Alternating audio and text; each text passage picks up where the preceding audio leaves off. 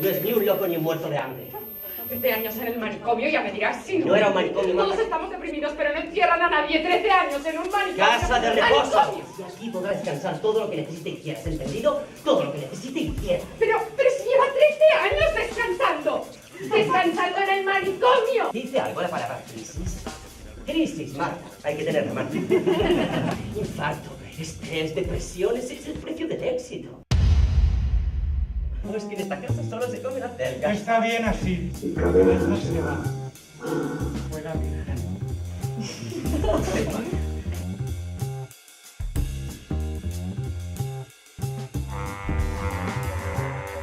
Eduardo, ¿cree que es verdad que toda esa mierda pasó de verdad?